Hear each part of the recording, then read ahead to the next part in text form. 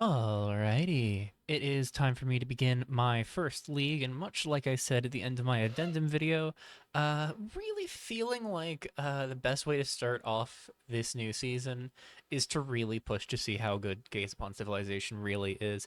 I kind of put some eggs in one basket, maybe too many eggs in one basket, on feeling like this card could very well be one of the most explosive cards in the set. Um, so let's test just how powerful that truly is. I have here a Grixis Gaze Upon Civilization deck, trying to primarily hit around the 3 mana slot for approval, but unless the way I am making a pledge is ballot registrar, the goal is for corrupt congressman or gubernatorial fundraiser to pledge Vishanki, which will open the window for me to hit approval of 4. If need be, if ballot registrar comes down, I think I'm more inclined to pledge Tyrell or possibly even Silliman than I am Hazak in this particular list, because the 2/2 minions really don't play into anything that I have going on besides maybe Meeting of the Elites. But I think there are just better things I have happening in this deck than trying to make 2/2 minions with Decayed. So any of our 3 different playsets of pledge creatures can get us to more than 3 colors among permanents we control. Again, Registrar hitting white off of Tyrell Pledge, or even white and green off of Silliman in rare cases where we want to tap down blockers. Probably unlikely, usually probably going to be Tyrell off of the Registrar. And Congressman and Gubernatorial both being able to pledge to Hazak to get, or not Hazak, to Vishanki to get us the green permanent to get Gaze of Civilization up to an approval of 4. And what that allows us to do is cast any spell in our deck with like one quote unquote exception for free. There's really only one spell in the deck we don't want to be casting for free. Let's just talk about it real quick. Field Test. We don't want to cast this for free off Gaze. This is a slight non-bow-ish off of Gaze Upon Civilization, but I think it's actually really good with Gaze Upon Civilization to have X-cost spells like Field Test, because Gaze is going to present you opportunities to cheat mana, which means you're going to run into situations more frequently where you actually have no use for your mana. With that in mind, the goal here with Field Test is that 2 copies of it can provide you a way to spend your mana while also being able to then yield value off of Gaze Upon Civilization in the same turn. However, this deck, while being in on Gaze, is not all in to the extent where the deck falls apart without it.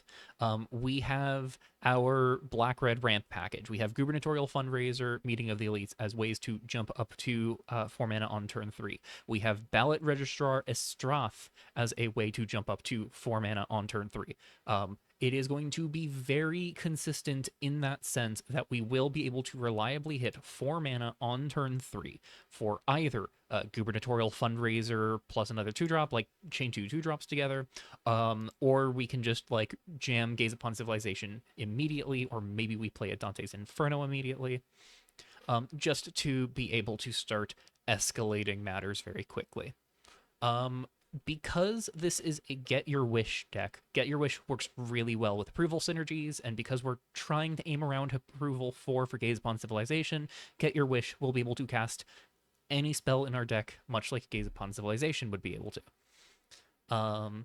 With that in mind, there's a handful of 2-ofs in the deck, 2-of and 3-ofs in the deck, with the goal being that Get Your Wish can be sort of a flexible toolbox card. So we have, in the main deck, we have 3 copies of Defect, take an opponent's creature, contributes to our approval, and more importantly, we just have our opponent's creature for the foreseeable future. Can't block is a notable downside, but just stealing our opponent's threats seems pretty solid, all things considered. 2 copies of Braze, really solid catch-all spell. I think a little better than Liquidate in this case. We are trying to have red mana untapped on turn 2 between Gubernatorial Fundraiser and Meeting of the Elites, but there's less impetus to have specifically red-black for Liquidate. with only meeting of the elites. And other than meeting, the only other thing that really wants us to have black mana on turn 2 is Search and Seizure, which wants us to have blue black.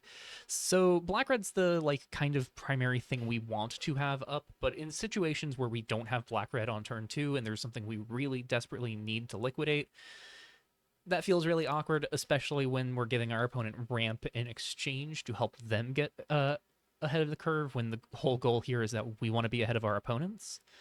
So Braze is going to be our removal of choice at 2 mana in that respect. We got 3 Dante's Inferno. It is a solid enough removal spell that can go to the dome over the top when needed, and that final ability will give us a way to spend excess treasures off of meeting the elites, off of gubernatorial fundraiser, off of the Vishanki pledge. We can just gradually pour mana into those things to build up treasures and then dump them into Dante's Inferno, because ultimately I think, in spite of the fact that we are kind of rushing up to turn 4, rushing up to 4 mana to try and start cheating, I would classify this as probably more of a control deck. Am I saying I have a bit of a gimmick when it comes to building like very low curve Grixis-y control decks in this format? Probably, yeah. That's very much my niche. But I think Dante's Inferno is going to help us have some reach over the top that's very meaningful, while also having some very solid play against decently sized threats that our opponent has. We have 4 sweepers across a pair each of Coup d'etat and Field Test. I talked a bit about Field Test already, but Coup d'etat, I really like how easy it is to cast it off of Get Your Wish. All you need is a click token, and it is castable off of Get Your Wish. We are in the exact colors to reasonably cast Coup d'etat otherwise. I think I like this a little bit more than Chronicle in this particular shell because it is so easily and readily castable off of Get Your Wish, but perhaps the Black Chronicle is just where we should be. First draft of the deck, we're going to find out. And then for hand attack, I'm looking at 2 Search and Seizure right now. I really just want to find out how playable this spell really is in this format. I was a little impressed with it just spectating some other games with other people. You know, your opponent's empty-handed. This can just cycle for 2 mana, which is better than most of the other hand attack spells. Maybe we want something that is a little more flexibly easy to cast. Maybe we want something that doesn't send stuff to the graveyard. But for now, I want to try Search and Seizure, see how that plays. Moving to our sideboard real quick, we have rounded out our playsets of all of our main deck 2-ofs. That means 2 Search and Seizure, 2 Field Test, 2 Coup d'etat, 2 Braze. That gives us a lot more flexibility to like take away the stuff that we don't care about as much in the main deck against particular matchups and go towards things we do care about. We also have 2 of Crux, Chainer of Titans. I'm not sure there are particular artifacts that we're going to be like particularly worried about, but this can let us shut down opponents' artifacts and non-basic lands, and we can use Crux to just like pick away at some important things when we need to. I don't know if Crux is the right card for the sideboard, but as I've mentioned before, we're just sort of experimenting, figuring out what works. Similarly, looking at 2 Hossack Agenda in the sideboard. I would not be surprised if I never board this in. This could very well end up being 2 dead slots in the sideboard for now. But my theory with Hossack Agenda is if we have, Gaze Upon Civilization in play, this can just be a way to strip away relevant abilities from our opponent's creatures, shut down combos, shut down like valuable creatures for a turn, and then otherwise this can just be like sack a creature, draw 2 cards, or worst case scenario, we really need to just beat down and we really want the minion tokens. That's an option to just use Hossack Agenda to make 2 minions right off the bat. Again, not super optimistic about this one. I could totally see this kind of just being a dead card in the sideboard, but you don't know until you play it. And then finally, 3 Crown Guard ban. Very old, reliable card. I have seen a couple combo decks cropping up a little bit just from what I've spectated. A couple decks really centered around singular build-arounds. And Crown Guard ban seems very necessary to address some of those build-arounds.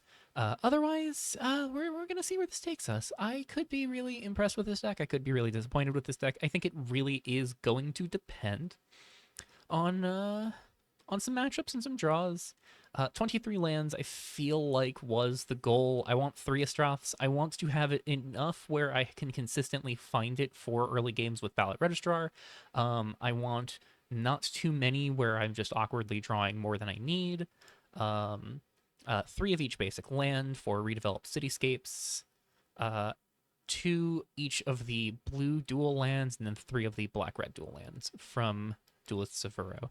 So let's see how this all shakes out. Again, I'm meaningfully optimistic about Gaze Upon Civilization. I'm hopeful that this will be very powerful, uh, in such a way where it like actually deserves to be powerful. But we'll see. Uh, we'll see where it gets us.